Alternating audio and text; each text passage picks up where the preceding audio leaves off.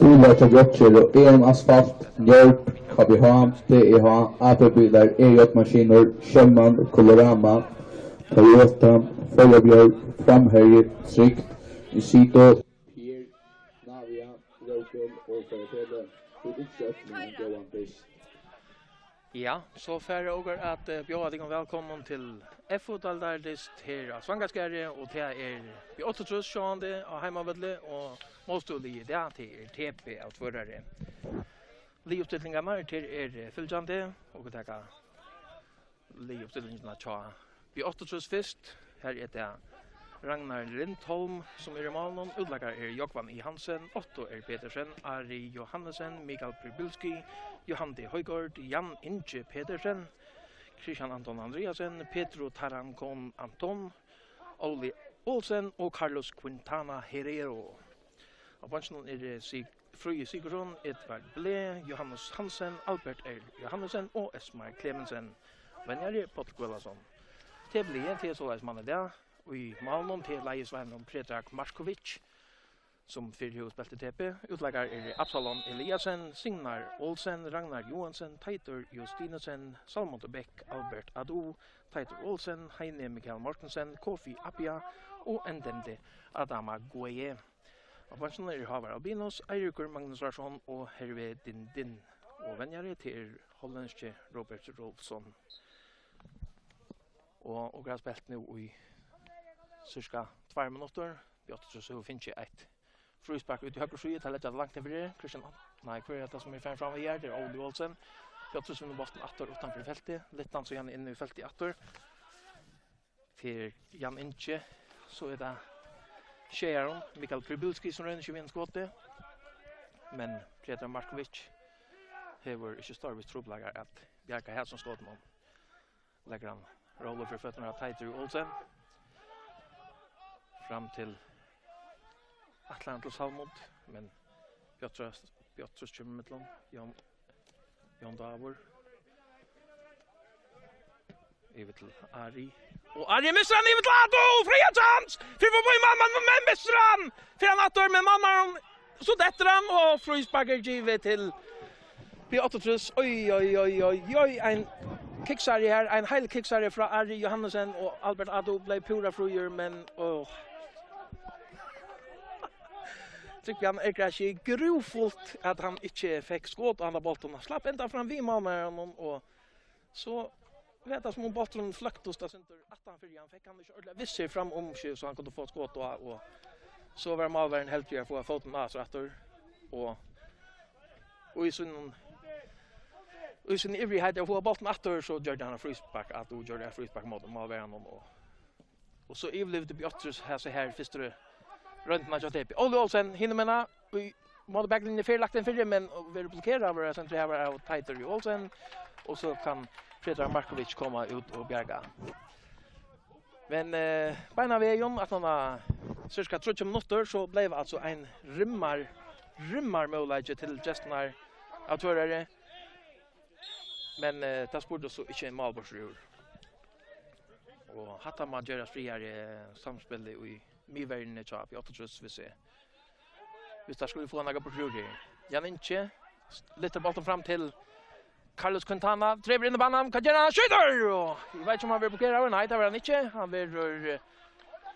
Han vill skott om väl upp om av Carlos Quintana Herrero. Olli Olsen pure i spanska villagaren och ber han spelar på Jesnan inte han lägger bollen i till så in I stadion. Han helt han är bättre möjlighet att plaffa in. A go mål här och till Jan Inge Petersen som kom efter Leicester Örnden och Danmark som lägger han bollen till en pura frian Carlos Quintana ut I Bornholm. Jan Inge kom efter så kickar han Elving inom Atto fröjar inom mamman av detta och så skjuter han I stanken och in! Albert Ado har lagt TP8 1-0. En av er fick han en mållägga.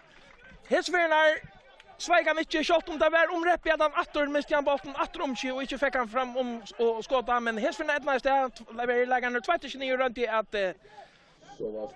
att tackla men Ado var krötsom och fick banten om fram vid målvärden och in av stancherna och in till stående 1-0 några spelat I 5 minuter.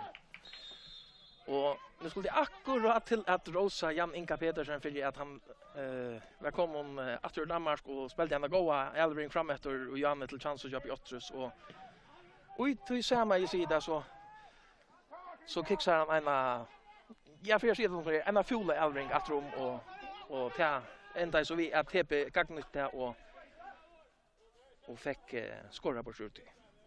1-0 till TP och bra spelat i 5,5 minuter. Ja, fyra lag. Piotr spelar Sunna Mettlon här att Juverne. Jon Davor över till Ari Hansen lite fram efter till Christian Anton Andreasen. Renner lite över till Ola Olsen men här kommer TP Mettlon, Heine Mikael Morsen över till Ragnar Johansson till Tait. Absalom till Signar som nu släpper att börja inne för halvtid och ja, halt det först för att han släpper att ränna sig från början av här i efterhalvtid. Signar Olsen, Kvalpinker som är kommande att spela vid TP i år. Ado lägger boll fram till Tait Justinsen men här är Jon Davor kommer Mettlon. Kan göra så. De tröstar från Tait det. Lägger han till Malverian, han är tröstar och han gippar han ut av Mettlon till inkast till TP. Kofi Appia var fram här att trusta. TP tekur nej jag tar det shot men låt Absalom komma fram och ta ett inkast. Lite fram till att vi hela något att annat rum men det är nästan inte. Den till den mine Tait Justinsen kommer han för att borgar vill se en tackla var av Jan Inka Petersen. Att inkast till TP. Nästan 20 minuter för nu. Absalom släpper mot backlinjen. Att han omväger spelaren här. Släpper han inte. Jan inte. Att det till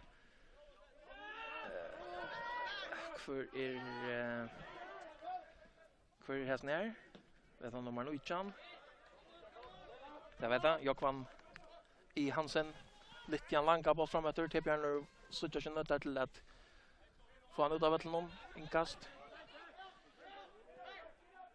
Jag vann till Jan Inka. Miss Atlant till Jokvan så kommer till Bärmitten en dente lite an till Salmon kicksar Elmer från höger vinner toppalt Nattler för lagt han fram efter Atlant till Ato men här kommer och jag inte smart i hela någon men till Bärmitten kommer alltså igen i mitten och han lagt fram efter Atlant till Ato väger spelaren Chapi 8-3 vet inte hur att Jokvan Hansen inte tog han där bollen Arna för ut helt att han är god att TP har bollen och så ränner Absalom där fram vid bollen ner men vi högre så igen men det är nästan inte.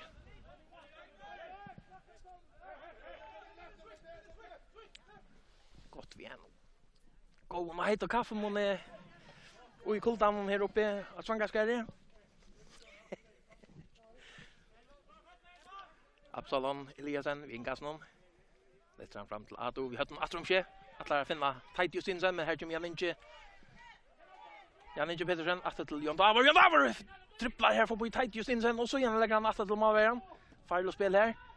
Ragnar Lundholm lite fram efter. Amin är Heine Mikael vi hade någon fram efter Jan Inge kommer till Jon Davor kommer till Joppar fram till Ola Olsen. Ola lite fram efter bollen till Mikael Pribilski för fram efter höger så igen.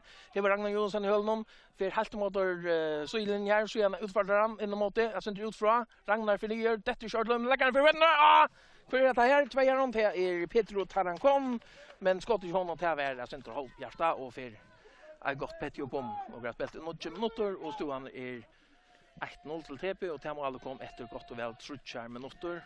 Målskytte var Albert Ado. Målspark till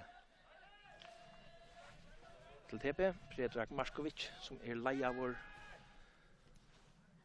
Lajavor sista dist och så efter häntandeston till så att Malvern som vanliga är mål till TP till är Joslan Majepi han är i Örendon och i hemland någon till så att bänt undan sista diston där att TP skulle spela Archon då fick han Tuncheborg i kvällte fyrre av pappen så var det gör och tog något han bänt efter diston att färre av land någon och ville släppa Sean det att fylja pappan någon sista lina och till att väl försvärlig i för det som är nog så flott det är att att han valde att spela distan och lugga väl så man stått Aron, några timmar Aron och valde jag inte boyn om. Pappan så var färdig och han helt var rätt han skulle spela distan och så gärna färra allant nu. Det är nog flott allt det. Frispark till Bjottrus, Jan Inge Pedersen. Littran inne i fältet, också mitt fyrre, en den vi hade någon ut ur fälten attor. Här är det Absalon, skärmarna nävar vid Hiltna center frispark. Frispark till Christian Anton Andreasen som helt och Jonas centrar. Frispark till TP, han center utanför Brottsheimarske.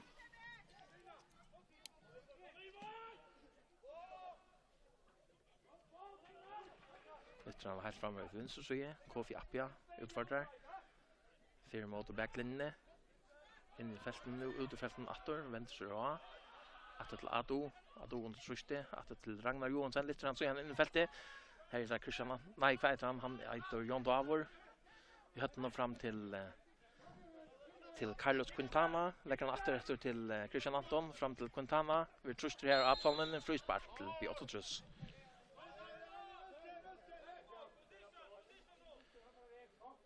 Sust TP var Avichan och i F-daltne här att Tofton ta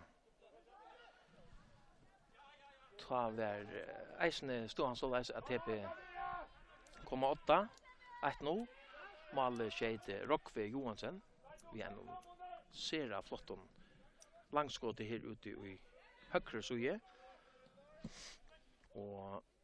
och att det vänder för allt där med fisk för någon det är Ari Hansen lägger att mål att det hindestund här var att Rockve lägger TP 8 tar med fyra like och tar stod han helt ser lika fram till en 4-5 minuter var farner alltså 5 minuter över ta vanliga like-tuna och ta vet så frispark som var tillåta Bjottrus och det tog Hakon Edmondsson och George Medarna smäcka bollen finalize i mål och Tandestron ända är så äsne 1-1. Nu är så står han Levon Tansama som hon var till förra desnon till TP som har lagt 8 och om hit urslitet ska för inte ta sig till. Ta vid oss Sean det men det var så spännande att så tja. Och tog för någon tar vad det. Ta vad TP som faktiskt sett rätteliga tungt av ötlon. Tan fyra hålllägen. Här blir åt så att säga inte fick bort ur några som helst, nästan inte all upp. Men så vände Distron fullständiga i örnhållläge och finns där så lagt ett större trust av TP och var det faktiskt bättre. Finns ju nog för chanser och till ändans till 1-1. Och så kommer Bjattre Fröjer men Olli Olsen bränner upp på det. Skamliga stopp från 5 meter ute. Pura laser framför Predrag Markovic som hejer väl ja han kom det så slätt att inte göra vi ser Olle bara träffa målet men han lägger sig inte rätt och klassiska fejler och bollen för himmel högt upp om.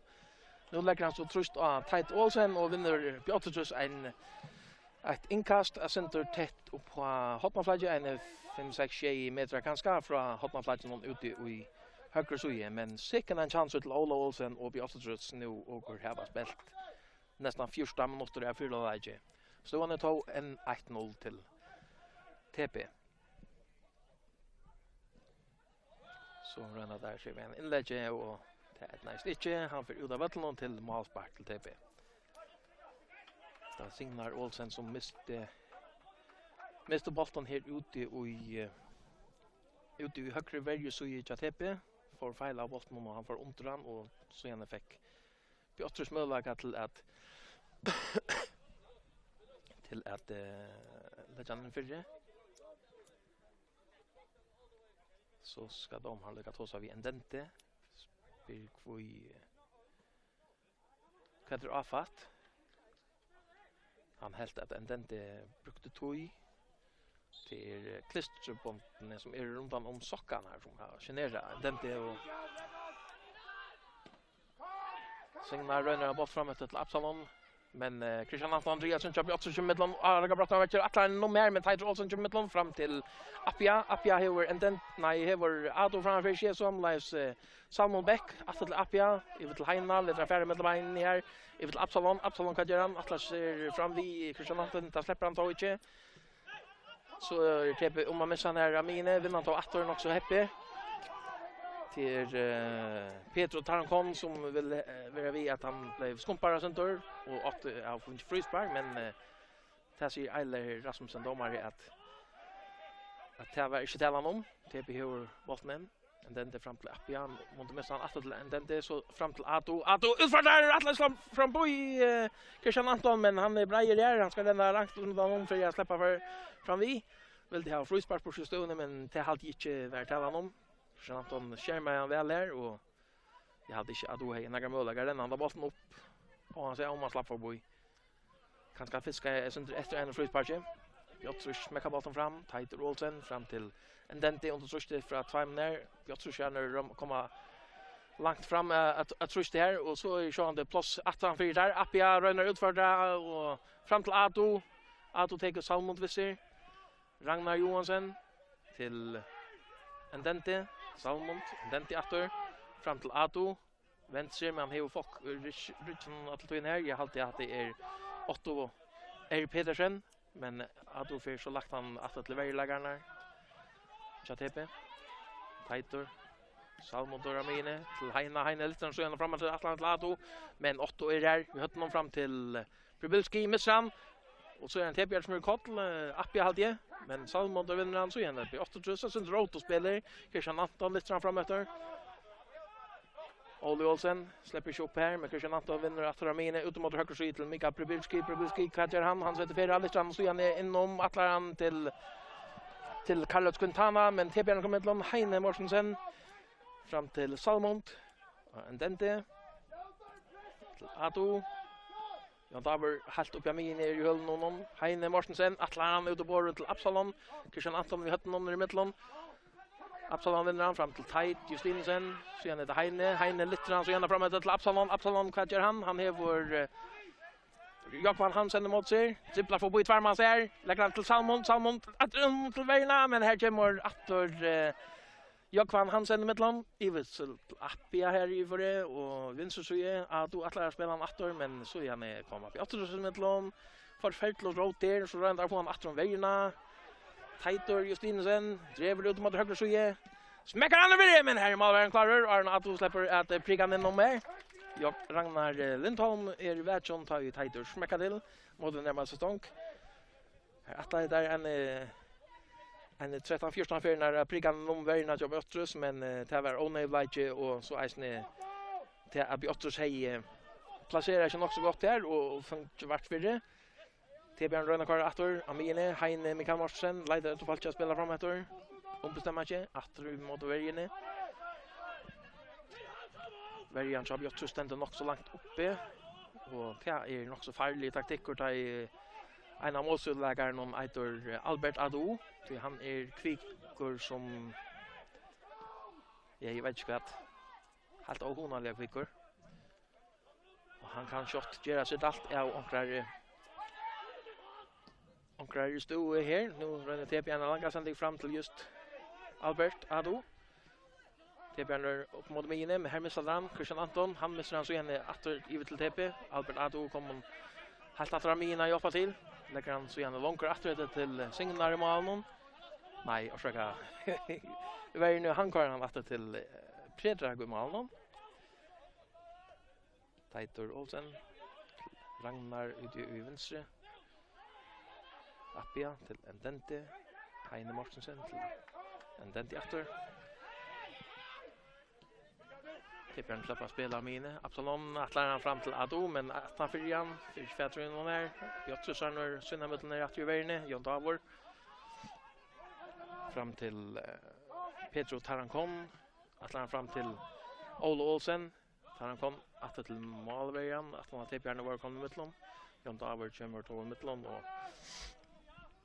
vill helt för han att han ska föra bollen framåt en långa boll fram till Olle Olsen tämmer han i mitten två TPR här vinner han så igen åter i area att leva Pribilski till Janinka ut i höger sida och välfärd fram vi här 8% driver in i banan släpper förbi Heina Morsensen och så drar Atle André ut mot höger så att ta kommer Heina Morsensen för det som är fälten alla vägen framåt för då inte 11 gram så det Jakob Hansen Chabi Otrus ut i vänster utför där men Absalon tacklar vi är ett löv ta Christian Anton att kommer med långt och tacklar Absalon Attor och ut om vi bollen till inkast till Otrus och nej jag det Carlos Quintana rönnar kämmer bollen med när så det är Björn smäcker långt framåt att du släpper så ordentligt med när Christian Anton ut till Otto fram till Brybulski så lite grann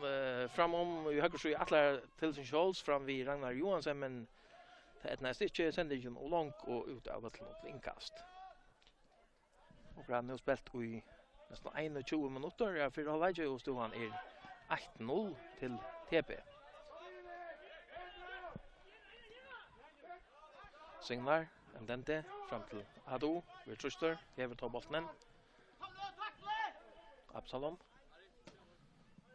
lyfter fram efter här kommer Ari Hansen fram till Jakob Hansen Signar till mittlon till Salmond så där Ado som kan utfordra driver ur högre lyfter han om till Salmond hela natten mer men Jan David kommer ut till Christian Anton Jan Inche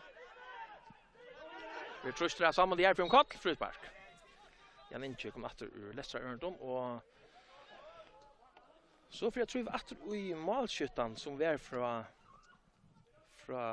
första desten här som TP och vi återstår spelet det är Hakon Edmondsson som sköt frispark beinleis i mål och tog desten i utvärne. Han är inte vi här där, han är likebanner, han har finnit 4 gulkort. Och nu är det inte 5 gulkort som man kan få och så gärna inträffar eller så gärna kommer en karantäna med det är 4 enas och det har skapat stora ösing i till dömens i Stepakapen det här där förfärligt några likare som är ja som är lugga vi att få att man kostar rätt så är det likebanna i själva finalen och det är öjlospel och tog finnas nog för att ända skipan är brött och är onöktor men hon är att pröva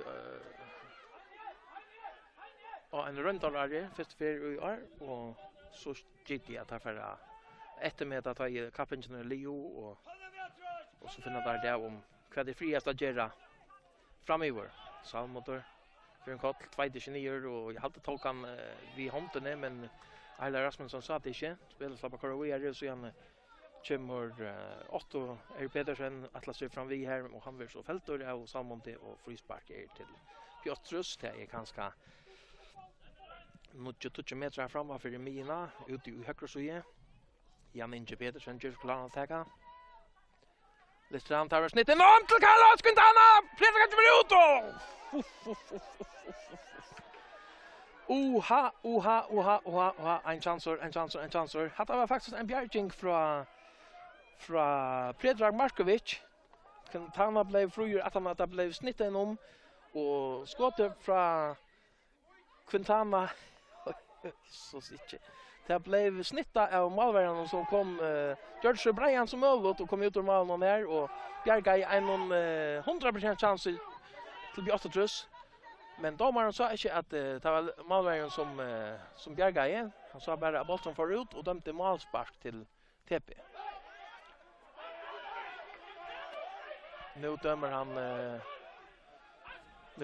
dömer han inkast till Björtrus helt ut i hjörnen så om det var tämligen klart för mig att det var skump i ryggen och en TP-vägerlägare men inkast är dömt till Björtrus helt vid hotna flagge. Christian Anton smäckar inkast inför det. Här är det Signar släpper sig ut ur fälten på bollen och så är det Quintana för sig vänster om någon ut ur fälten här så får han in i fältet åter en dent runt hela och kanske träffar han Tide Olsen vid foten till han runt jag skalla bollen ut.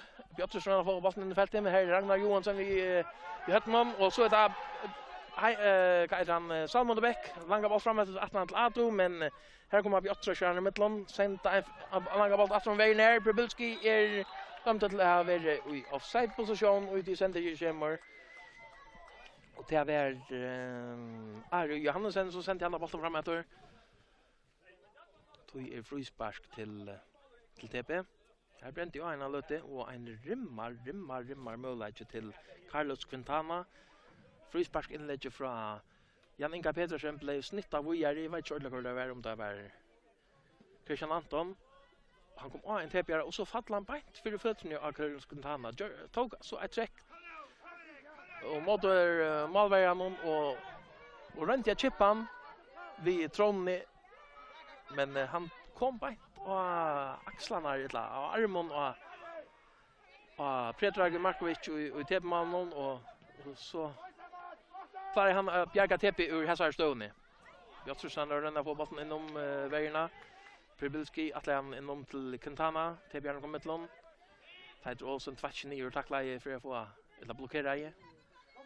Så kallar TP bollen ur motor Absalone. Att till Signar. Fram till Absalon åter ut i högra sjöje. Lyfter fram till Tait Jusinsen till Absalon. Släpper inte få bollen fram efter här.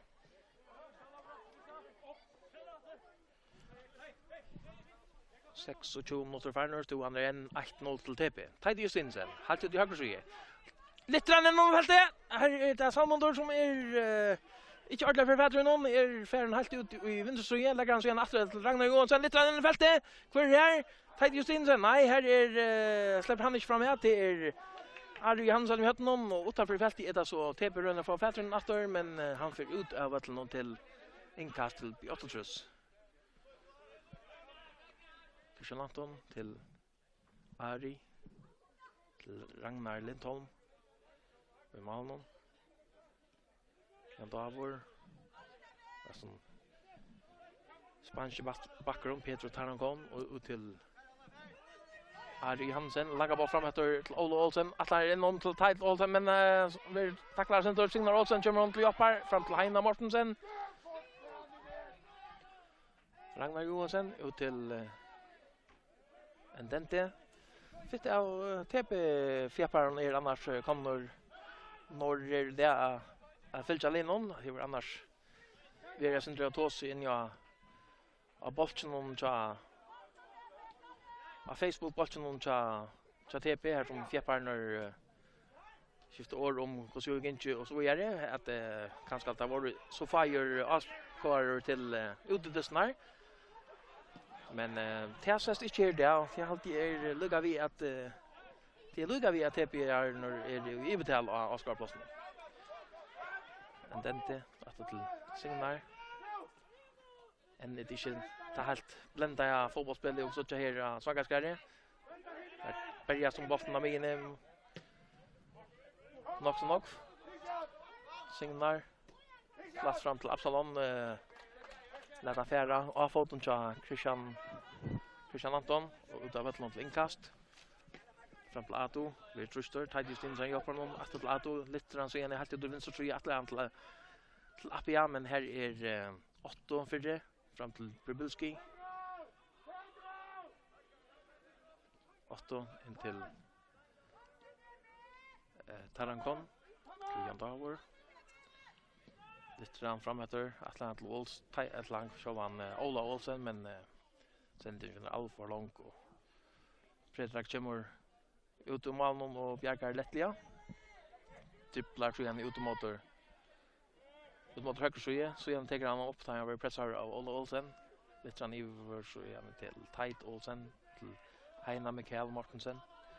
Att till Predrag till Signar, att till Predrag röna locka på 8 så locka fram av Ötlund. Så igen lite bollen fram mot mine här där Taran kom lite bollen fram till Ola Olsen, Ola Modder backlin Atlant till Pribilski, men han klarar inte den han får bollen upp och tycker för han ut om till Malspark. Malspark till TP och har spelat i en halvan timme. 15 minuter efter till halvlegs av vanliga lektøy. Och stod han i en 1-0 till TP och det målet kom efter cirka 3 minuter och till skåra i Albert Ado.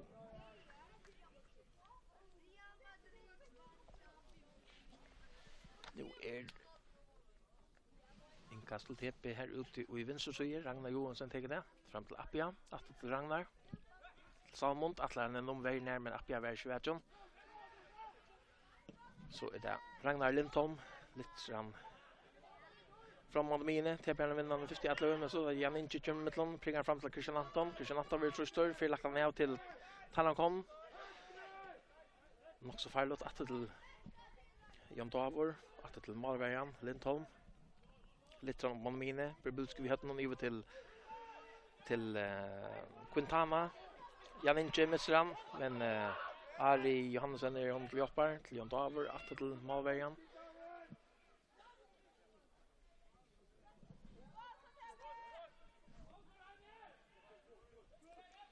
Davor, truster av Ado. Spelar han till målvägen.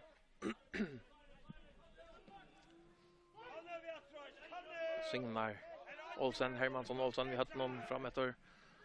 Björtresson kommer med lån. Jokvan i Hansen, Atla bollen fram efter. Spelar han, träffar han inte, han får utöva till någon till inkast till TP. Absalom. Fram till Ado, men Jokvan kör mittlån, Jokvan Hansen. Så är bollen spelat rätt till Ragnar Lindholm. Taiter Olsson vi hade någon här uppe i mine. Atlan över till Appia, men bollen får ut av Vettelnom.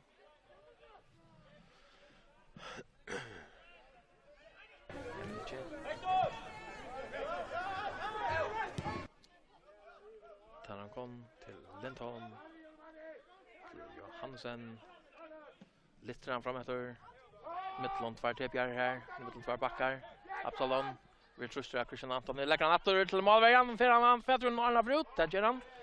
Men han fick slånker en till Brossehamarske ute till inkast till Bjottrus. Jokvan i Hansen. För bollen från Christian Anton. Det lägger han sig igen den första. Taiter Olsen blockerar. Heine med Kamborsen. Ett två vid Salmon Bäck. Så han sätter Heine Ferra. Hur folk visst här ute i borren höger sida. Bjottrus klarar sig av det vi. Kanske Heine nu lägger han ut till Tait Justinsen. Taiter smäcker flatt över ett Ato. Så skjuter flatt och bara så mot Ato. Men Ato är väl i offside-position. Han har varit offside. Ute i sändningen kommer en om från Tait Justinsen. Han har skott Bjerka här av Ragnar Lindholm. Att du är klar och smäcka till mot närmaste stånk. Som han skorar efter första målet, men nog så riande att Verjan Chapi 8-3 kommer så sent att tar där vi testar vi ränningen ner. Så det är något som TP kan göra sig allt ja. Så jag tar man också om att här var så öjliga kvickan alla bara och Albert Ado.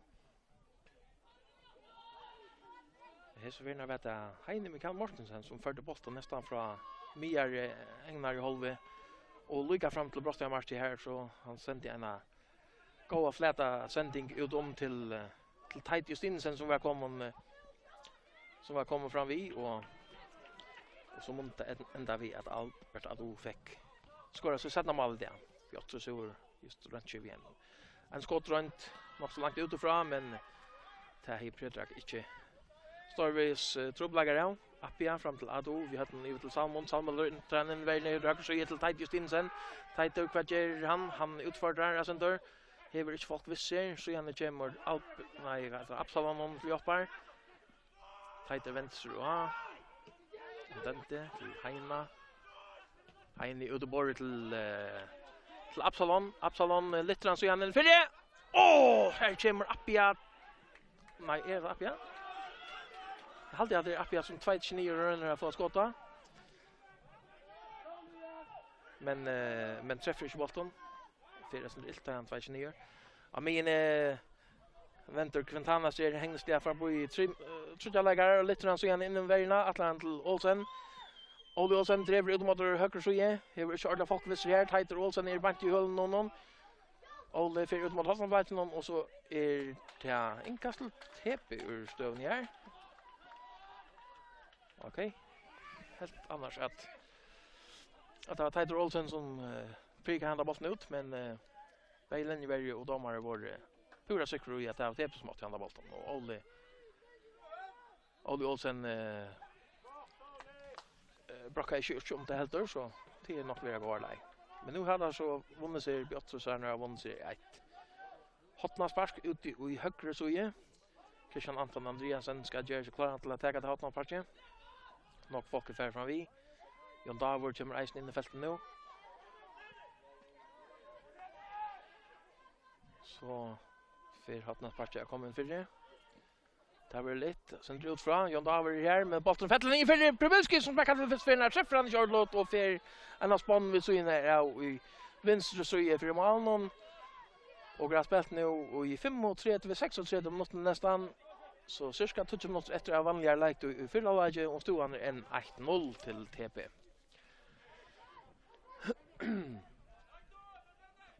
Kanske är det ju någon dayboltar som Bjottrus ska göra sig allt igen.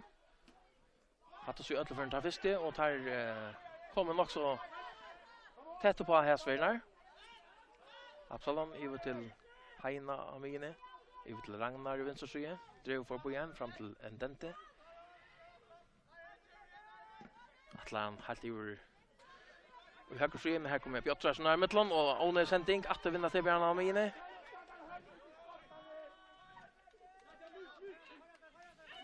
Tidius Insen. Flatt fram till Salmon Beck. Salmon där lite så igen Atlan ut i höger sida men här är Absalom inte klar till att ta den där. Jag tycker vi känner finns fettron om han rant till Morgon. Jon Davor.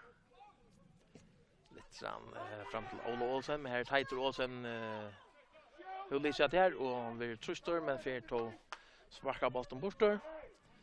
Inkast till Bjottrus.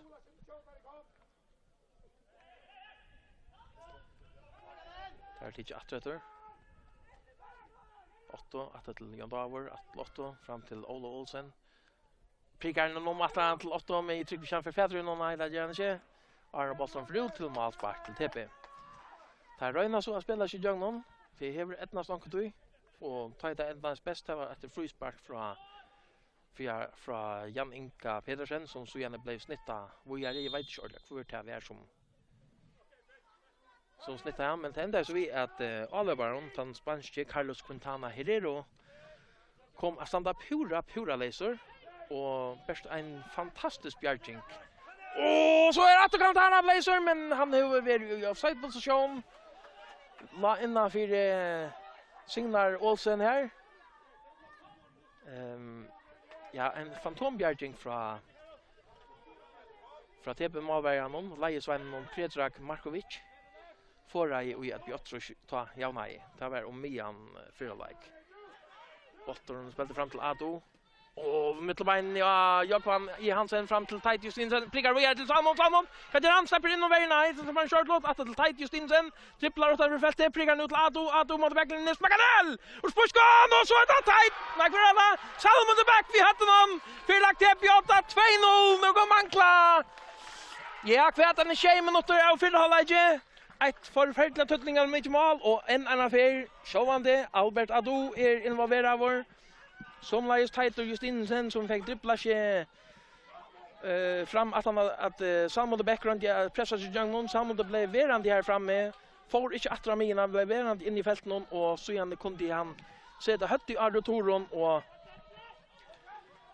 och skalla Holbjergen eller clearingsna från Ragnar Lindholm och i atompmål till stående 2-0 helt stort Arne Holleik och stor fröj att tävla någon så är man en förfärliga viktig distor det här för båda parter linjen lite li nere och i botten någon här som det inte är själva stort till att spela så är det igen inte en sändning om till Brubulki har Ragnar Jonsson i håll någon kan göra för mot verkligen driver så igen utfra och så inåt rätt och lite fram in i fältet men alltså inte att han för alla för här Quintana drev in i banan så har fått utanför det Jakvan firma backlinje atrom till Christian Anton så blir det tacklar här nej Christian Anton har bollen lite så igen in i fältet långt så Atalia Ragnar Jonsson fick fätter någon Brubulki en annan för ut i högre Kofi Appia är ju höll någon och så igen hur bollen vill ut i halvdelen men släpper spela vidare och så är Hotna spark till Bjottrus.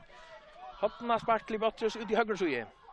Här var det Pribulski som var nog så aggressiv här ute i höger så vi några ränner kom efter vägarna och fick fätter i bollen en tvärrejos och helt gång till alla upp någon för Heimalie som just är kommit efter 2-0 stått Arn Hollike och det är en stor smiter för Tottenham. Det har inte stått ut för att Janinka Pedersen smackar den! Och det har blivit kvälla! Men bollen för i kassan! Bollen för kassan, jag vet inte kvem bollen kommer av här. De haltar där självmål. Och kvart av det har vi inte anskiver, men stuan är 1-2 nu. Janinka Pedersen var vet ju något för fältet. TP:arna var ju klar över att han möjligtvis blev av hotan. Han fick en sändning bankt utom fältet från hotnaplatsen. Ikke en fyrir som platta sådja, og så høgte han til, og ankran til Bjerra, og i kassan til... Nummer 6, Jan-Inge Pedersen! Ja, nu råber der at Jan-Inge skår dette målet, men hatta var altså et sjålmål. Han smekkar en sjål til fyrir, få en av farliga stående på slutet, men han ble bantor... Han blev bantor i mål. Så där TP och tar för fältet samman där smackadel. Han får en spann och dom. Det bränner av nu mot stäcken någon här att Svanka skärre.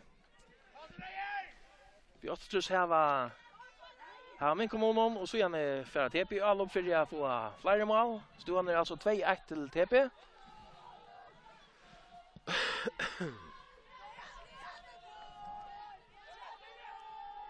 Här var det nog så short mål här, först till 2-0 till TP och så gärna till 2-1. Och jag hade att det var 8-3 till vänta minuter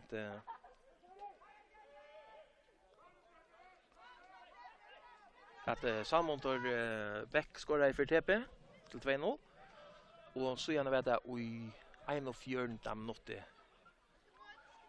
att Jan Inge smäckade till och Onkor TPR fick och stå för det skotten och det enda så en showmål för att det är hopplöst att säga lötne men möjligtvis och fast bort kom fram till för det här. Tight Justinsen 2-9 runnar men när mittel några bjärt så där prigan långt kan ta runt jag finner Olsen men jag hade Oliver Färdon och Aron men sen det John hon var äsne för lång kan inte klara runnen upp lika väl. Alltid att han var offside position men Björn ser vi i kampen där. Albert Ado kom långt efter vi. Lucas efter centrala efter till Predrag Malmon. Nästan 3-4 minuter final för Large stod han 2-1 till TP. Björn vinner av mine. Skallar fram efter Heine Mikael Morsen fram till Absalom. Absalom driver fram efter höger sida så TP för fram om tan ena Janinche ränner för Petron Absalom stäcker av vänster vi. Fyrsen in i banan, Heine Mikael Morsen, littran inom vägen Atlant till Tight Justinsen. Och Raga Brassa matcher för han mot backlinjen.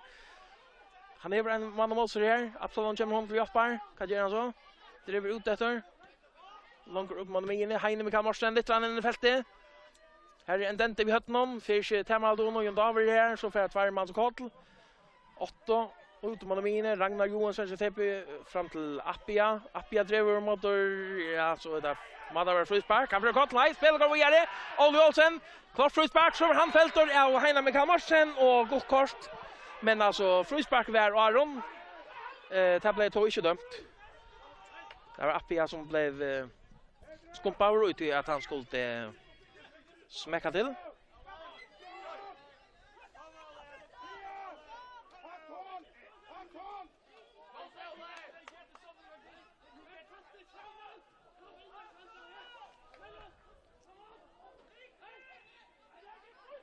Och det är frispark för att vi har klart att täcka på lite.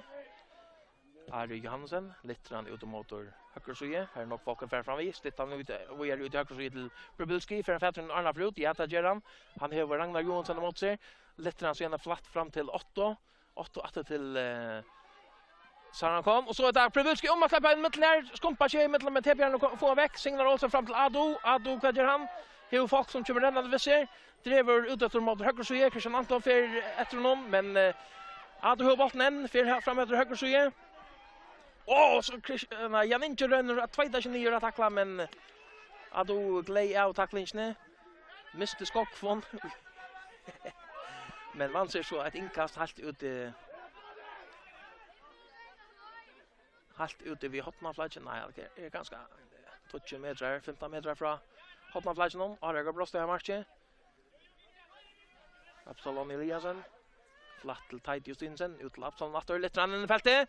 För här, vi hött någon endente. Lite grann i manualen, men här är Ragnar Lindholm. Så har du att domaren Eiler Rasmussen har lagt 2 minuter att säga att han är vanlig. Här i förhållandet. Vanliga lägten är färron. Stod han alltså 2-1 till TP.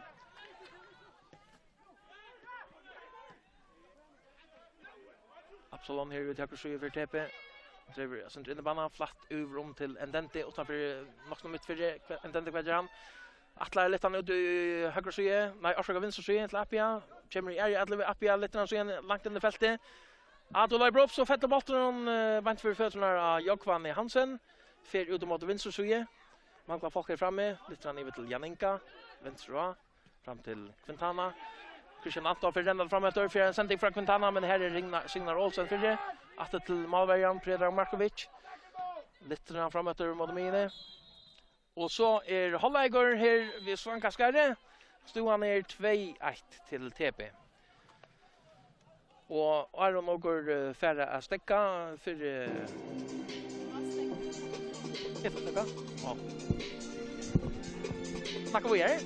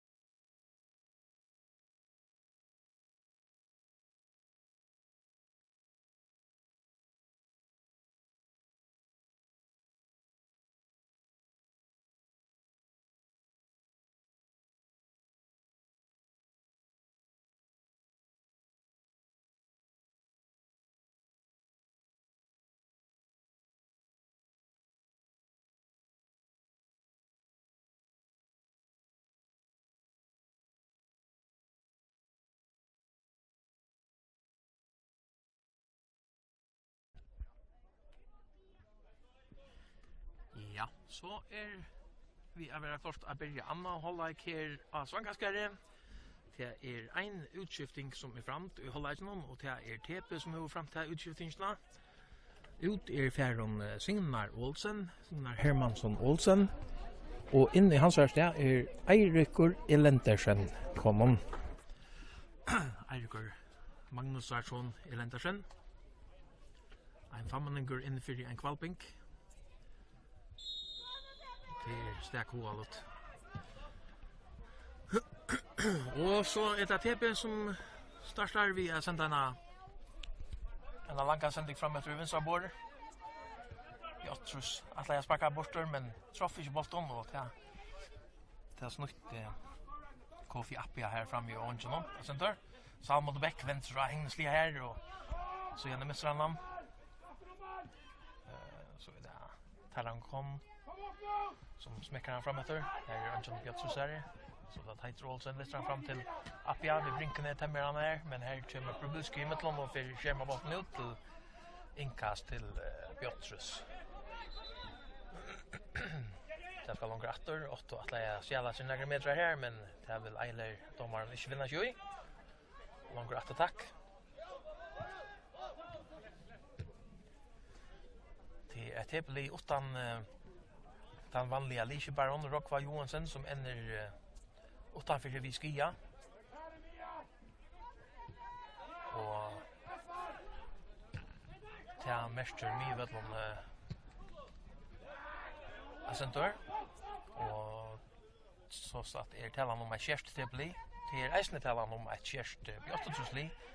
Tui att toppskytten till Diamond Håkon Edmundsson han eisne utanför han inte skattar han likebar. En dente och den kör en boll fram efter till Ado vi tacklar och Jon Daver här. Inkast till TP. Vi ska ta inkastet. Nej, han låter Ragnar Johansson ta det stegen. Back framför Mina. Stort till Appia, att till Ragnar. Lite fram efter Atlant Ado men Jon Daver till mitten, lite fram mot Mina är bara TP här. Och mycket Rinchenom, Eirik Magnusson. Sen förra spel 1-2 i Salmon men sen inte från Salmon det hon ligger att för Eirik och så för Björtrus i alla ut i vänster Olli Olsen har Tighter Olsen mot sig driver in i banan Tighter helter alltså drön och frispark och Mia TP Holma kanske lutsen detta TP mannen så helt ut i vänster suje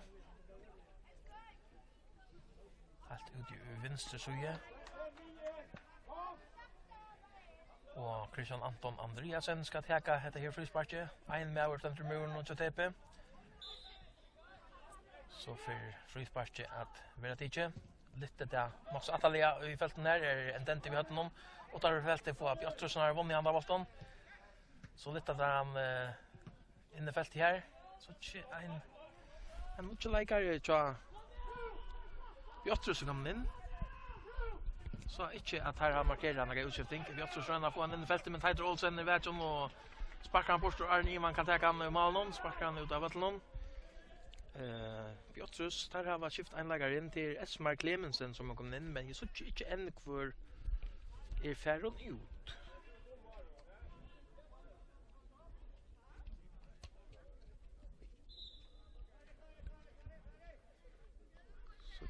Ikke hvor færren ut. Det muligvis Quintana Alabaron.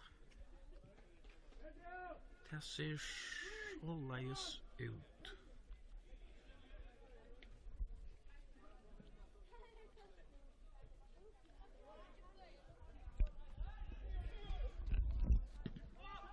Ja, der har vi skift Feirmans ut i Holleisen. Det att här så tjänar nummer 13 kommer in i isen Albert R. Johansen efter att han har varit ute i tvärdistor vid Fibor skia. Och till alla baron den ene, han spancho alla baron Carlos Quintana som färdig ut och fin lika rum bom ja kvar det ja.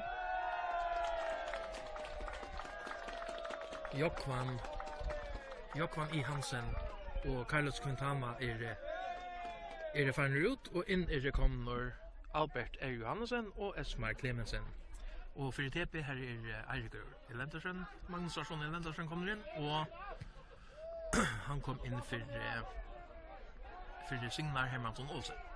TP och alla på vänster. Ragnar Johansson rör inte en inlägg men ja, för in i händerna och vi åtses målmar honom Ragnar Lindholm. Han lägger han för fötterna och Ari Hansen lite fram efter att han till Esmar.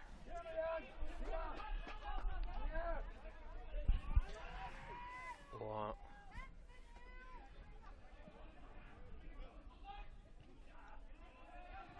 så där Albert Ado halvt ut höger så han och Gavessi in i fältet någon drev på en man här så för han själv sparkar för samman. Här rimmar Björking för Ragnar Lindholm. Bollen ner spelen till Björnsson första bollen här och där sparkar han ut av någon.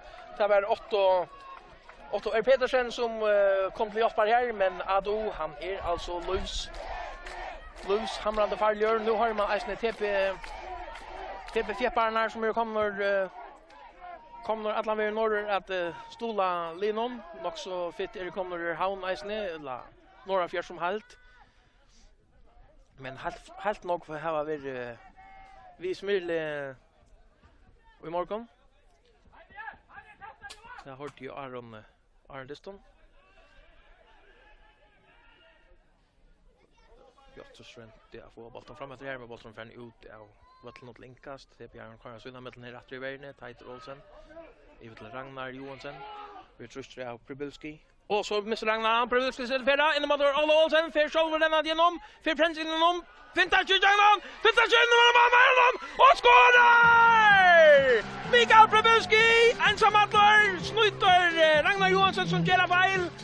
Kör bort från honom och nu är stånd 2-2 och spelat 6 minuter av Örnhållage. Nu är Atte Pura jämnt. Mikael Pribilski ensammatlar igenom. Snutter hela frätte och jaunar för det blir återtrus. Ja, Polsk dribblar om. Han hejar ett mål nu här för det Eisne i efterhalten här som man Fox har sina egna händer och dribblar och så gärna skora igen. Nu gör han åter. Hängnesliga för på i flera lägar och Arna så lägger bollen under målvägen och TP och i målet till 2-2. Så här var gång till bana vägen för Örnhållage. Efter en stor möjlighet till TP så för Piotrus fram och allop och Pribilski för Jauma. Ado fram vid någon fram till Appia vänstersida. Rönnar smäckande för bent och kroppen och Otto och ut till inkast. Och till ett på Örnhållage. Appia leder han lite till Ragnar Johansson och skall tagat han inkastet till Heina, nej Örsraga. Salmon Bäck. Han är vägen här men Björtrus klirar han väck upp mot mine. Heine Mikael Morsen littrar fram till Salmon, littrar han attra omskje Atlant Ato men Björtrus har kommit långt Christian Anton littrar han fram efter. Vi pressar över. Så rönner Olli Olsen att snitta vad vi hött någon. Eirikur fram till Tight Justinsen. För fram vi nu kommer Björtrus här så det entente om att börja pressa av ett trutcher för han väntar så han hängdes det här. Lägger sig fram till Ado. Vi har någon atrom till Salmon fram till Ado men jag tar över mitten här. Så det är Ivan, nej Arsaka, jag tror Ivan hade är Ari Johansson. Till Ragnar Lindholm i målen. Så till Ari så Jan inte flätar bort fram efter här där TP nu vinner med inne. Pribilski rönnar kommer mittlom men så är det Esmar Clemensen. TP nu vinner efter Tight Justinsen. Och så missar Esmar kommer mittlom. Esmar prickar fram till Irish Jets. Så det 2 mot 2 man. Esmar vill hiltna sin dörr men helt toppalten än och så för han kort. Anke frispark. Alltid att han gott kunde finna frispark här men så är det inte. Björnsson tvättar sig ner igen, inte fram till Olle, så Olle prickar ner till Esmar Clemensen. Atlantia från Boy, så är det Hakonet! Nej, jag tror inte Hakonet så sa han det. Att det var Christian Anton Andreasen rönner att snurra bollen fram vid målvärden till handlar och hoppen, men han var färdig här och fick blockera bollen ut till Hotnarspark till Björnsson. Nu har jag spelat i 20 minuter, nästan 20 minuter nästan av Örnhållage. Och stod han alltså 2-2. Det är Mikael Pribilski som fick jauna för för Björtrus efter bara 6 minuter var farnor av Örnholaje. Nu så att Heine Mikael Morsen ligger och för ut till att få hjälp. Det blir inte bara någon. Mian ska ha något spark till kast. Det ser ut till att det får skifta ut. Det blir skifta ut till Heine Mikael Morstensen för ut. Och in kommer Herve Dindin. Det är alltså hatt något spark till Björtrus. Christian Anton teker det. Littren för Jan Daver är högst där med TBR och får kliran ut mot Appia. Littren börjar framåt men här är bara inte TBR. Så kommer Ari Johansen mitteln och rönnar listan ut till vänster så men här är inte Björtrus så är så bollen för ut till inkast till TP fram till Teitor att till Salon. Till Tait Olsen fram till Endente. Och Fröste från Blarman ner. Jag inte fram till Olle Olsen så är Endente i höll någon Oliver Mokak fruspark. En vantam när stöva. TP missar bollen för ofta här med inne. Vi också så pressa högt. Fruspark och kanske en guldkort till Endente. Ja till Pint utanför fältet. A lite center över till vänster men det är inte så här nog. Det är rättliga mittfältet. Men en 2-3 meter över till vänster och till Pint och halvkringen utanför fältet. Och först ska ta det. Det ständer Jan inte ständer volten här och Petro Tarankon Anton ständer eisen här men ge tryck för att det är Jan inte det ser så ut. 5 mans är i vägen och en Björstrusare Prubilski ut till läge eisen här långt väck från så kommer skottet. Det var skottet och det var i muren. Och på Björstrus så bollen det att Jan inte för mot väcklinjen. Det blir en tvådars ner och sparkan av Jan Inka ut till Malspark. Och Jan inte är inte nöjd med det. Han helt absolut han skulle ha hatt på kurat ner med i tryck för att han vara gårlaj. Nu har vi spelat i 11 minuter av Örnholaje nästan 12 minuter och till alltså 2-2. Ado, lite långa boll här framåt till vänster. Jag tycker vi kan färdres ner. Nej, Appia runt där rennan upp men han är inte möjlig att renna här upp.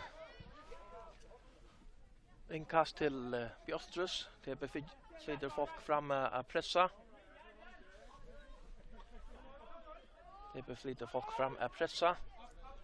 Så lite där inkast fram efter Ragnar Johansson så TP vi hött någon fram efter.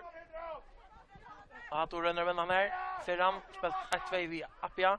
Heo tar bollen och ränner pricka med in här så Jan Davre. Appia om truste för lagt han ja men så kommer Olli Olsen i mitten och sparkar han av vattnet. Inkast till TP. Ragnar Johansson fram till Appia. Vi har strusat 2 månader att Ragnar och så vad som vill ute inkast till Björtrus.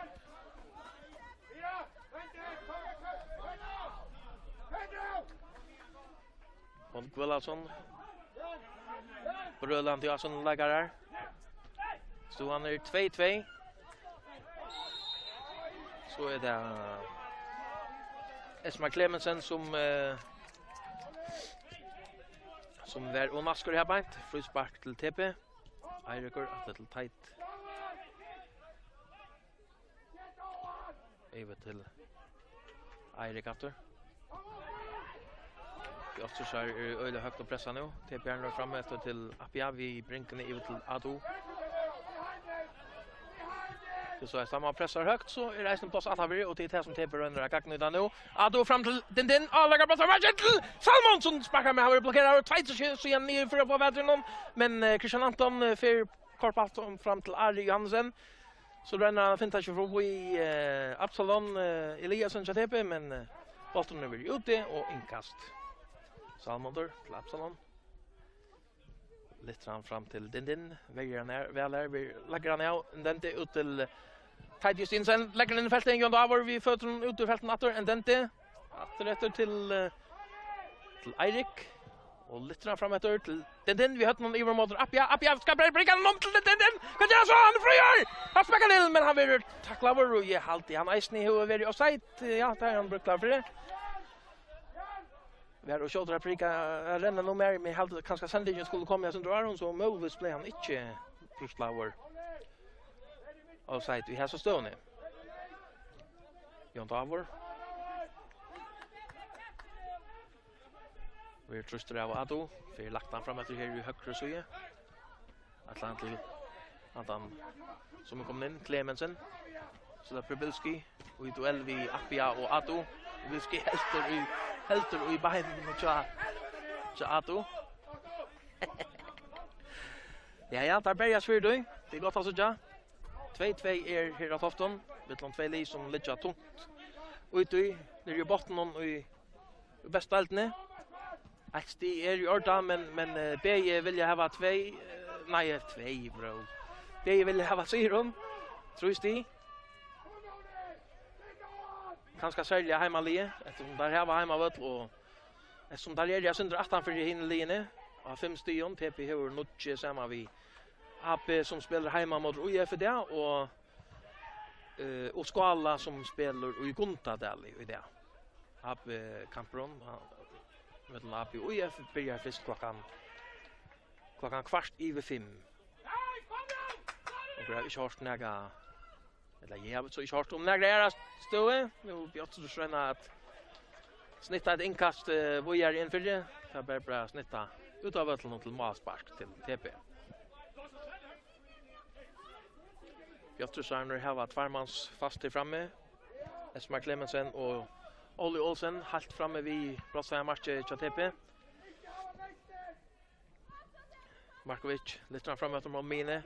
Är en dente i till Salmon till Tadjus Insen till Ato ska bara få bollen in mer nu. Men det är nice att han fick köra det alla bollen där. Prebilski vänstra, hur Ato i höllen, Ato vinner bollen. Hur Prebilski i höllen och för sig framåt med Prebilski vinner från honom. Så bollen blir ut i halvtid men spelar för vidare. Så för Prebilski en nog så bra tackling. Jag vet inte för Jörg tacklingsna ordentligt.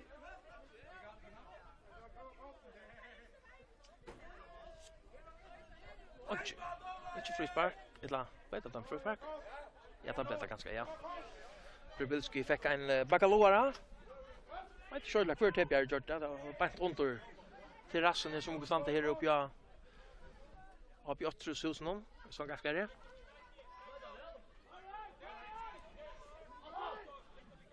Jon Davor ska ta ett frispark. Sen drar han för Mina. Det tar fram en dent vi hade någon av Araga Brasa matchen. Utav vattnet någon.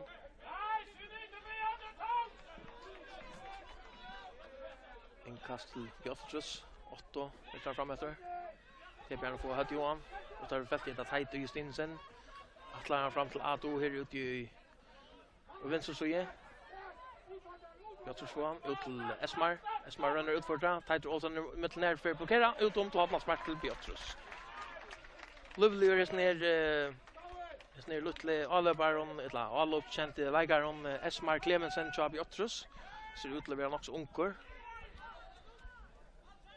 Hotnas back ut i högre så är Christian Anton Andreasen tar det för Björtrus.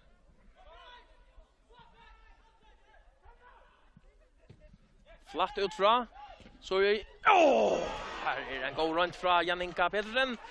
Han smäcker till och skottar över blockera och fer bant ut vi utanför ståndsna. Till högre för målet. Hotmanspark en annan för Christian Anton.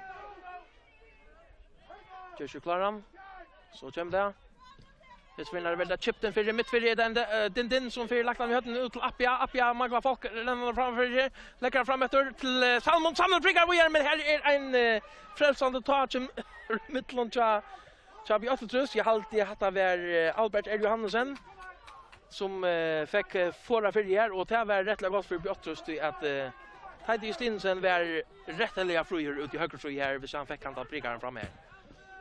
8 kommer med långt fram till Esmar men han får ju ta med honom och Boston släpper affäret in i händerna av Predrag Markovic. Predrag Markovic i Tebmalon. Tighter Olsen fram till Salmondor. Sändningarna är så onövar så TP av defensiv mine missa ett otal av sändningen här. Av Boston till till Björtrusarner och Olneier Filer och Pressire.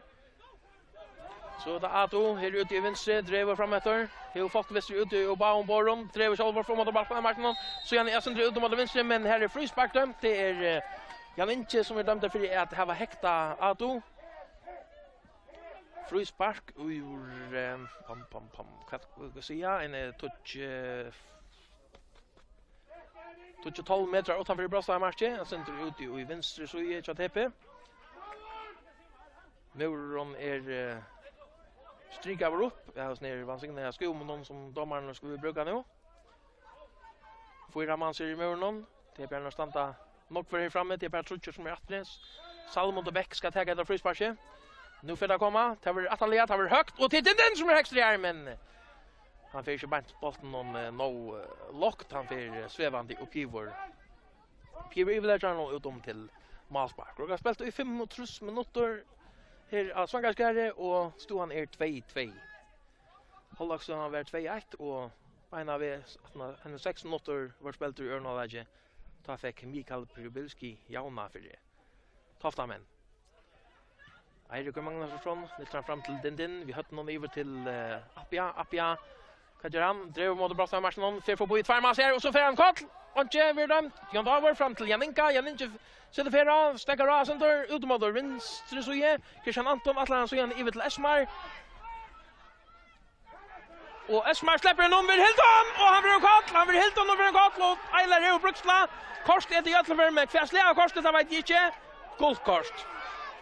Halde eisen til å være Jordan, til at selv om det så ut som om han kunde finne en større chans, så var TPR og på kant vi i støvna, og tett vi her, og hei nok nått at blokkere Aron. Esmar hei finne mølagene her, men Piotr slipper nok så lett til mølagene her nå her i Ørnalaget. Sinter leser av at de halde at føremennene er blivner. Og det så ut til at Atlas sig att det är också vi testar kapten testar till Albert Johansen som gör sig klar till att ta det frisparket bant utanför det fältet.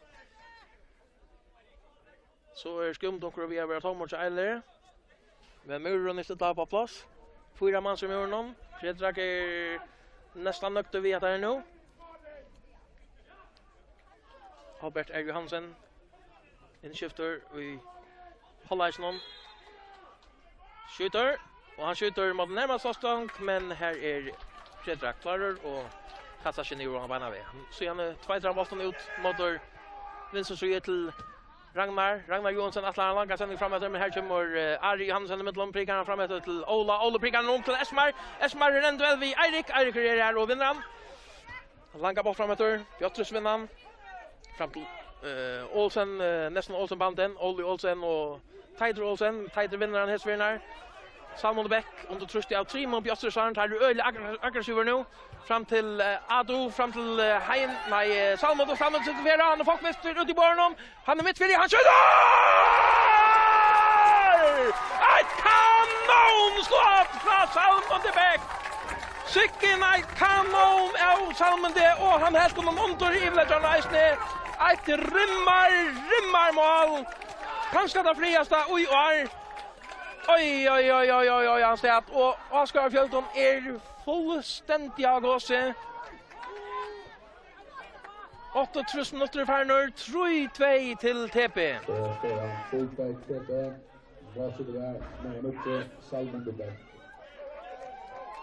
Ett sera gott mål. Salmondor har skorat sitt andra mål här idag.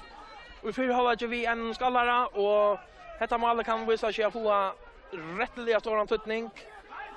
Oj, som han säger. Sicken en perla. Janinche fram till hatta väl gå 8 och så är det Taran kom Misram men T-Bjärnor som kom i mitten misskylte från annan så att Piotrus fick inkast på sjustående och så den tackade stått till Prybilski men Ato är klarar och så är det Anker som ska ha till snack här.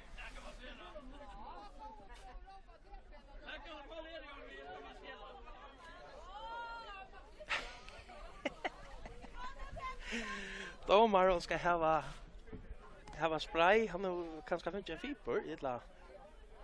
Han har finns en skia. Och jag hållde att fjärde domaren nästan ska komma in när man löter till att han ska ha bind och god vit i kväta. Eller Rasmussen. Och ja. Ja, så det tar den nog på isne och jag kan ju sagt att sända sig att det får skia isne. Han för upp från Fister på den och TP och jobbar vänner om han klarar vi att göra tape isne. Så jag tycker vi kanske hade för så att en domare skifting kommer en löte. Fjärde domare han är så cher. Jag tycker han kanske i färden in att jag låter sig vara klar att ta över. Och har spelat i 70 minuter, cirka 20 minuter efter posta läsa, det har vi nog lagt där sen rätt. Så halta 20 minuter rätt möjligtvis. Men nog ni har en klar domare till till att Asturias ner månnom tar kan shot bli helt.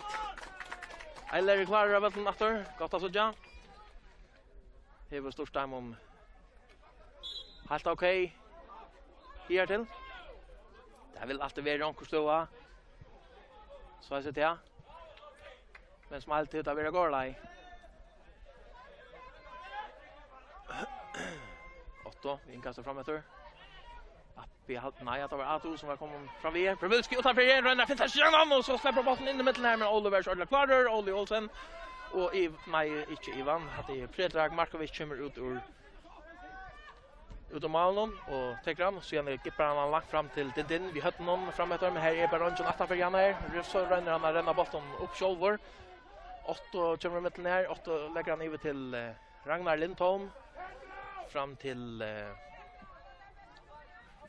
Albert Johannesson fram till Tarankon han spelar ner till Jon Davor drever framåt lite transfera framåt högt att han är enormt och sen Olli ensam med mål han kan göra han vill skumpa och kort mot dem och vara straffe och Hesverna är där ut vid Tiger Olsen rekord till Mata Vera ja till Daisne straffe till Piotr Trus rekord till Tiger Olsen Olli Olsen fick han fram ur sändning från Jon Davor att från vägarna och Olli Olsen tamtian och skulle akkurat till att skjuta så kommer Tiger Olsen och jag vet inte om man attlar det här men datt ett skumpa jag vet inte fält i ödla för Olli Olsen och klockar rent straffe till Beatrice att han har 2,5 minuter och för det ska ta till Olli Solver ska ta och det ska lycka Tiger ska lycka dom först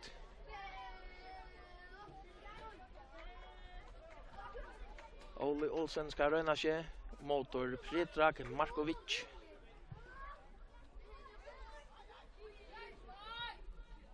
Så är klart, Tider färdig dom. Olli Olsen ständer klarar. Domaren och Bruksla. Olli skytter. Och han skårar! 3-3 av Tofton. Mittlom Beatrice och TP och Graspelt i 3,5 minuter nästan. Så tar nästa 16 minuter plus att läsa ska TP spela vid en lägare minne. Och det kan bli rätt avverk och se Taffer utarstache. Så ska TP röna omkibba center men den det pekar center runt där om Så där står han 2-2. och så heter ska ordnas. Jag hade en den shoulder för att backplats Charles Heider.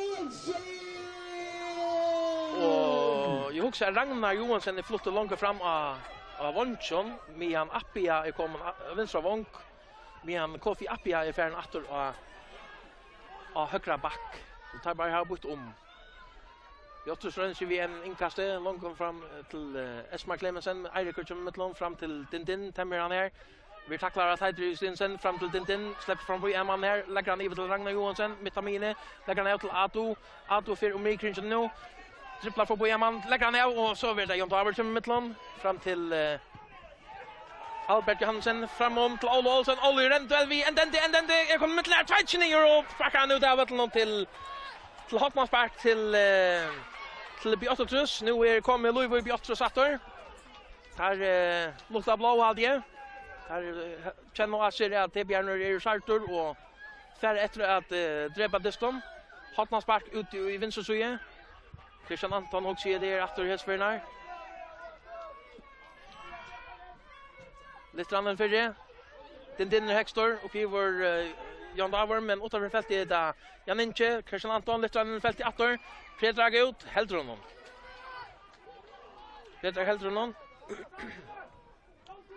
Så lite annan lång kamp ut i höger side. Absalon kvar han Tamiram efter Christian Anton här till Salmondor med Christian Anton för Fatun Bandarum. Så lite han på tight Justinsen. Jan Inche till Albert. Efter honom vägarna, efter det Olli Olsens rönnar, men den till Tveitchen gör en god tackling. Fram till Salmond, över till Absalon. Absalon lite fram efter till den ensamma till mitten så man ser släpper för boja mannen med en öliga spuskon vinkle. Anton är in i fältet nu kommer Ragnar helt attaför. För lagt han i rum för Ragnar Fädrun. Nej, det gör han inte. Tanankon ut mot Pribilski en lång boll fram efter Atlas till Esmar Clemensen. Esmar pratar Marston hevor Eirik mot sig. Drever utför där. Flatten för det men här kommer Eirik blockerar och ut av till inkast till Bjottrus. Butler ser plötsligt nog större ut för tävlingarna. Massor av plats och Bjottrus Atla att straffa där för först enat och allop. Albert drever fram vid Rostein lite grann ut mot höger så rönner 8 släpper i mitten till Björn tacklan men han är inte ordentligt på väck så det heter Justinsen kippar han himmel framåt till Leon. Leon Davor lägger nästa till målvärden chasser. Över till Ari till Janinka. Men Joe Fopples ut i borren han lätt transition åter in och vägen åter till 8 med här Appia kommer och smäcker han 8. Så är det Pribilski och tar fältet lite grann inom flatt och han blir blockerad av en dente och in i händerna av målvärden Predrag Markovic. TP är alltså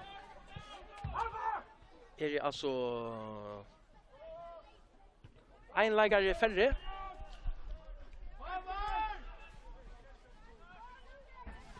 Och det är att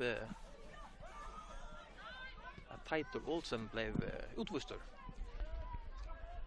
Så det är Björn Rönna sen den långa sändning fram till den Rendwell Jan Davor för en fätter någon Jan Davor första bollen här för så lagt han in till målvärden nice.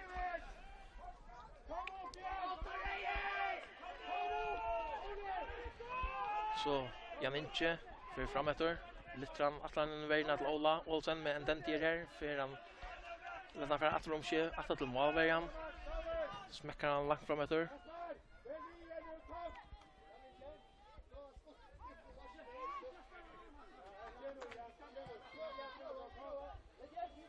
Och så spelar Skönna med ner atre.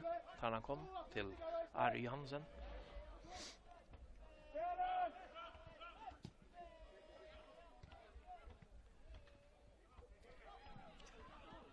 Christian Anton.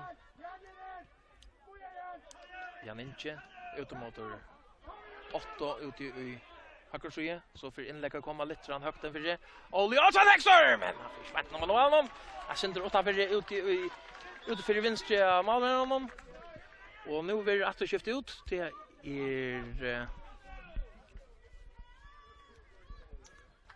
till Ragnar Johansson som för ut och in i hans ställe kommer Havar Albinos.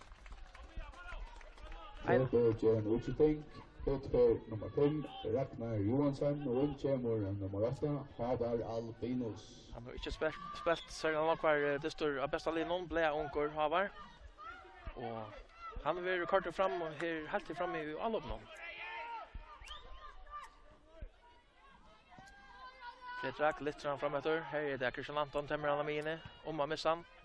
För lagt han ut mot Ola Olsen, Ola rönnar in vägarna. Pribilski är ut väl, Clemensen reisne men TP:arna får sparka han till borster. Upp mot Amine med här då Ola Olsen kommer till 8 åter till Tarankon. Ut mot vänster sida.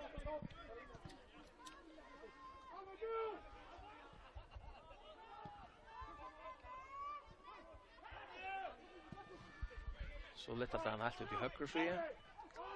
8 att lägga in till Ola men Ola är så ordentligt klar på handan så lite TP han upp mot Amine att han Havar men Amine tvåtor igen inte genier Salmond rönnar tröstan men Ari och kom någon till hjälpa ut till Albert Albert över till Ari Johansson efter så där Jan Davor, väntar att han vill min Grinchon. Driver från mot mine. Långa sändning mot vänster så i Atlant till Christian Anton men Absalon leder han färra från kör ju hade ut av Atlant till inkast till 8-3.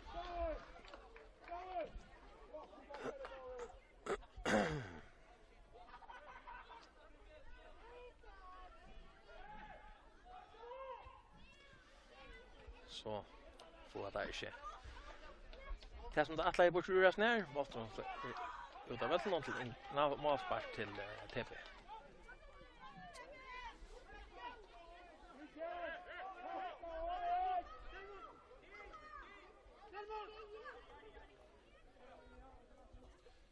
Och det har spelat nu och i första minuter, 20 minuter av vanliga lägtöj efter att spela och så han är 3-3. Otto rönner att trippla kör fram efter här i höger sida, för en kort och det ut av Atlant. Inkast till TP. Bian Bier men färra fram efter. Lyfter fram till Havar. Det är inte tampan över till Ado som han atlaje. Så är det Bjottrus, Albert Johansen.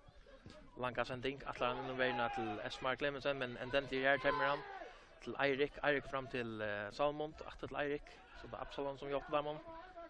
Atlar lite framåt men här tar han kon mittlon fram mot TP-vägen, men Eirik för upp med mine, så där om för fett vi har som bollen Eirik ut mot mine efter här där.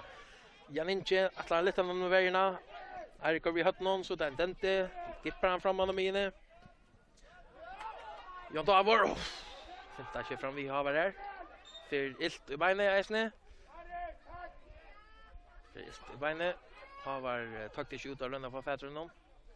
Traff Jan Davor och knäje. Ja, mycket. 8,5 minuter efter av vanliga lägtöj stod han i 3-3 här av Svangaskare. Pjottrus hever ivetaget nu vi en man Maira. Så är det Prebulski om man med samfyr tog kortan att till Janinka. Jan Davor ute motor. Alberste. Taran kom. Långa sändning ut i högra bor till Otto. Här Janinka vi ser. Janinche innoverna och tar så till Prebulski dribblar ut från och så lägger kanske ner som om man skott han hade skolspel rätt upp att ta mycket skott. Absolut alldeles inte tack och ta fejlaren inte en skit han rätt upp på banan så är frispark dömt. Jag alltid att han ska ha nästan ha kors för att det är tvåa 29 så är på en skamlig mata som har gjort det här Prebulski. Jag vet inte vad han ska begynna passa over till. Han har spelat fint Atlantiston och nej, hade odomlott. Sera odomlott. Så ger 8-3 en utskifting ut för spanske läkaren Taran kom och in kommer Edvard Belé. Och frisparket som blev dömt här ute det är ut höger så jag alltid att det är Albert Johansen som tar det. Det är snä. Nu är det för det och här är den i hött men bollen är ännu i fältet någon. Nu har han kommit till Brassa match och här är Ado som kippar han hemma högt framåt. Här är Anton Tebjare. Det var bara Malvern och Bjottrus som var av Bjottrus hållne. Han kommer lycka ut och hålla Bjottrus hållna. Lägger han för fötterna av Janinka. Så det blir som rör igen först för när. Prebulski. Atlar han omvärna men här är Kofi Appia för det.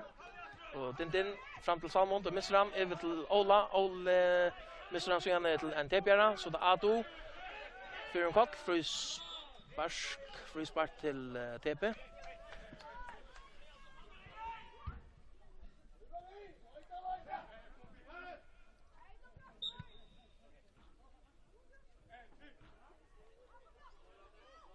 Så helt han stadigt för ansikte Prebulski. Nej. Det är nu fett. Sera Odom. Det blir inte till att reagera på så. Det så hamrande åpenlyst. Teitur Justinsen. Rønner litt annet fyrre. Blir blockerad här han åter och så fick han eller alla är färre fram vi hade någon där men det var Clemensen. Esma Clemensen var kommit väl att vi och för skärma så att heter fick sändningen för långa och ut av någon till Malsparsk. Nästan 5 minuter final, 5 minuter efter av vanliga lag då Piotrus har stadväck ta nog det mesta av spelen en lägare Maira. Jon Davor är en sändning inom här till Ola Olsen men en den till höll någon och för genera Ola så mycket att han inte författar någon. Markovic 2-1. Tror är så han alltså stadväck. Jon Davor vi hade någon på motor. Esmare Eirik och Chatepi kommer mittlom och Esmar har visst nog väl i offside position. Ta i hettan kom fram efter. Annars så vet jag i 3 minuter att långt 3 minuter att Albert Ado skorar över TP och leder 8 och i 8:30 minuter skorar i Salmo de Beck. Och Bant Arne Schulmal blev det ett Schulmal som Piotrus minka i vit var Jan Inge som knallade till Araga Brasta matchen träff oj onkran. Jag vet inte finns uppsport kvar av TPR där var som fick rätta ner av in om Predrag och TP Malmö. Och det var hållas han 2-1 och på ena vägen nästan 6 minuter i Örnalaget så fick Mikael Perbilski ta Piotrus jauna till 2-2 vi en fram ur Einmans average 100 places simpelt en John Atla TP vägarna och lägger bollen hängnesliga ontor Malvärjan. Nu vinner han sig ett frispark mitt in i mikroinsen. Och så skulle det spela i att man glädje kanske en och jag tror att han spelar så långt men den dinne kommer efter att jobba. Fram till Salmon han med Sam Eisne Oli Olsen i höger till Janinka över till Otto till Janinka. Rennar spelar mot till Ola för mål backlinjen flatten för det men här är en dente lyfter han ut av någon. Otto till Janinka. Otto för sig han Atlas är young men Salmon drar vägen här för Klira inkast. Oli Olsen till Le lyfter han i vänster sida till Albert smäckar han långt för det Atlant till Esmar touch efter någon men släpper fram äten och här Malvern så TP för det. Och vi kommer till 3 mål så TP där lägger 8 vi tar Salmon de Beck skorar till 3-2. Vi en fram ur Einmans average föran från Englar i halve drog mot han fick han mot så hamrar han till utanvärs prosta matchen och skorar ett fram ur gott mål. Och jag har alltid över spelat en kvart 2 minuter kanske. Och så blev en TPR visste av ett lent var Teitur Olsen gjorde plottspark och i 45 minuter och till sätter Olle Olsen tryckt in det till stona 3-3 som är nu. TP till Appia som är på bollen. Clemensen nu finns alltså Appia rönner som en skott med Putera. Så då Perbilski vill sända fram efter här. Den till kommer mittlom och för han ut av mittlom till inkast Piotrus. Otto tar shot fram till Ola fram till Janinka priggar om Atlant till Otto men Otto är inte lika där. Fredrik 2-9. Fredrik 2-9 och så kommer Perbilski och renner vi fotlar för bänkt in i kroppen av en dente och renner är faktiskt att skumpa en dente in av Malvärjan. Och alltid att det är jag har inte ord för hur jag vill beskriva han man akkurat nu lötne. Alltid att det är utafter till att bli några ser dejlos och domlott.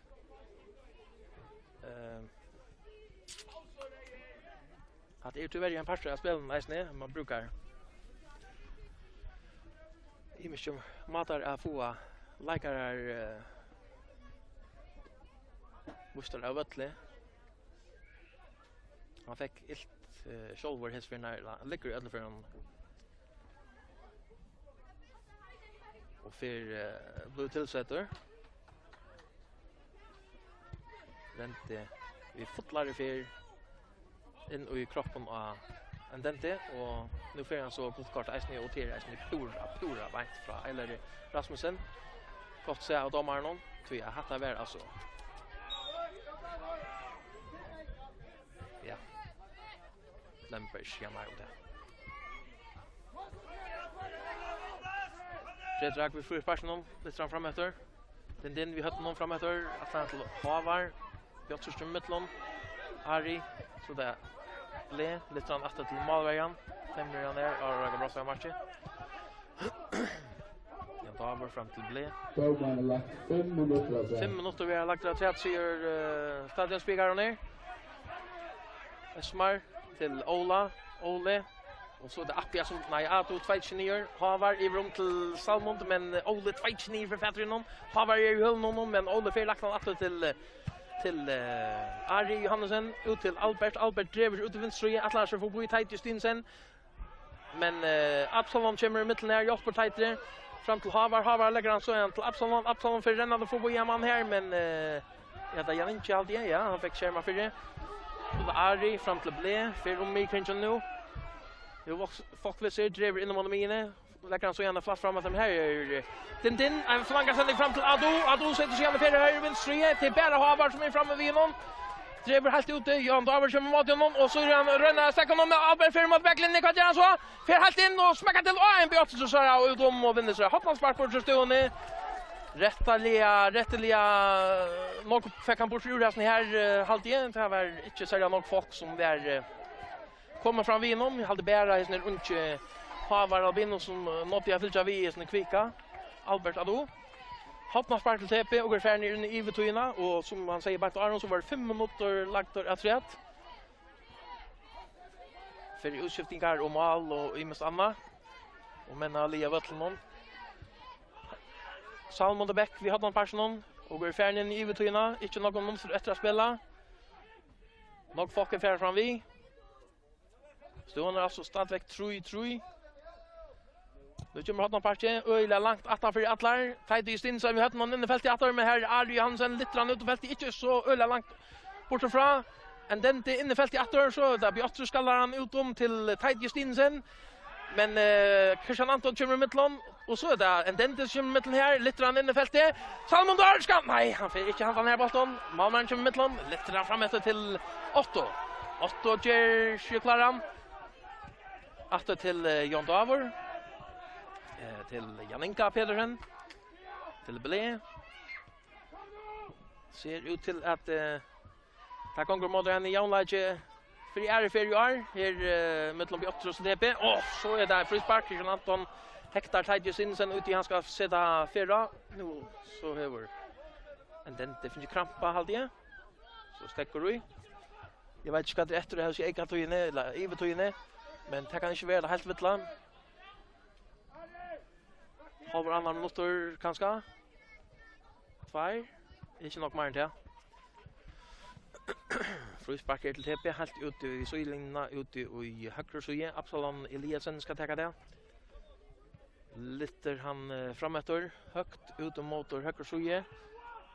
Albert, vi hade någon ut mot Christian Antone. Han vill blockera över Ado sätter färra över motor Salmode lite ut motor Tight Justinsen vill brinka ner ränner han finna där Ado med Blecher i mitten och min är en dent vinner för TP fram jag tar av vår med flickvand här och skalla bollen jag alltid att Salmode rönte att renna en ontran här och rönna kappen om men Tessa Eiler frispark till sätta igång tar för ut i höger sida Janinche lite fram efter här Atlan till Brubelski Han har nog blivit som år av lägga sig ner så han orskar inte renna av bollen upp att rätter ut av Vattelnon till inkast. Tar väl tidigt fram efter till den Atla fisk vet ner och vinnaren är jag tror också helt åt blir tacklar men han får lagt han över av till Tight Justinsen.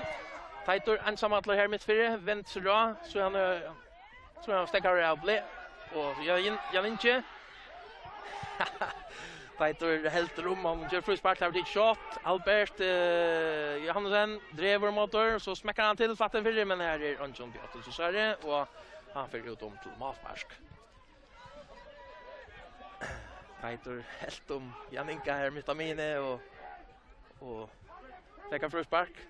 Den på vägen och fick ju också shot.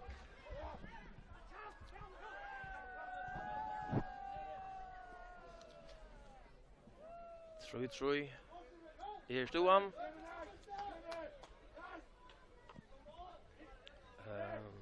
Malspark till TP.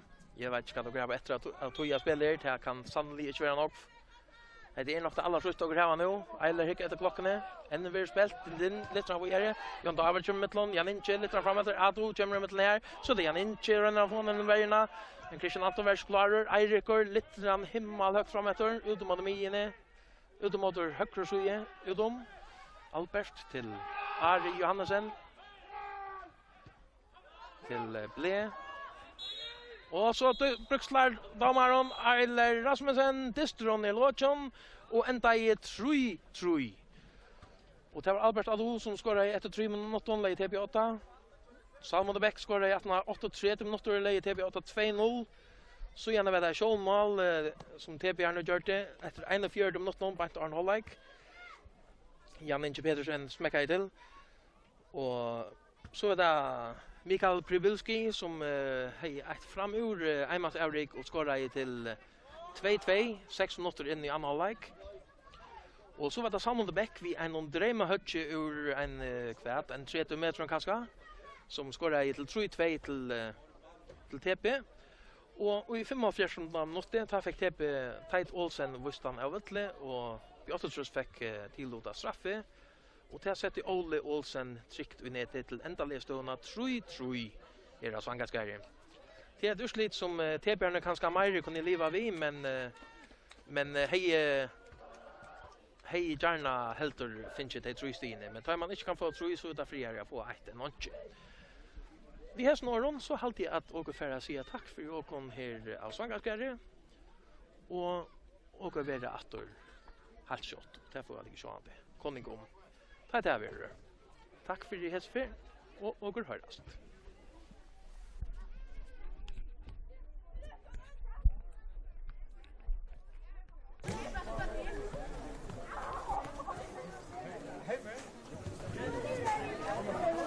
Hey!